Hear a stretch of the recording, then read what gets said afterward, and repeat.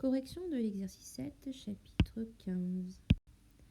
Alors, il fallait compléter les pointillés. Donc là, c'était pile la définition du quotient. C'est-à-dire que si je reprends la définition, le quotient de A par B, on note A divisé par B ou A sur B, c'est le nombre qui, lorsqu'on multiplie par B, redonne A.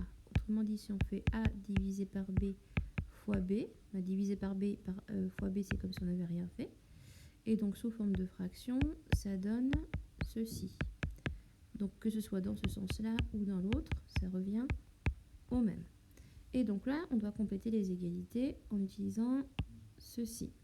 Donc, 4 fois 5 quarts.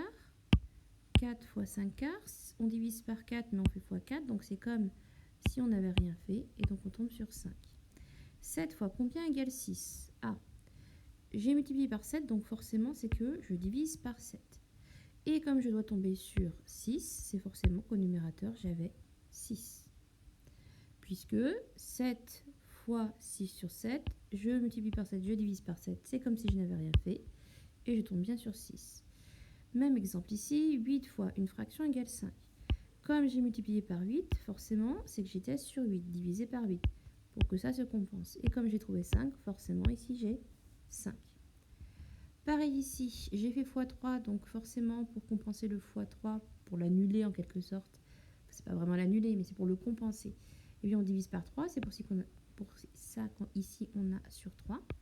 Et forcément, comme on tombe sur 14, c'est qu'on avait 14.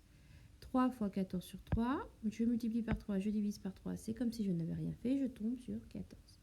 7 demi fois combien égale 7? 1. Je dois trouver 7, or j'ai divisé par 2, donc forcément c'est que j'ai fait x 2.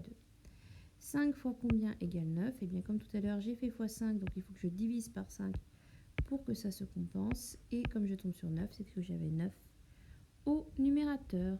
Voilà, c'est tout pour l'exercice 7.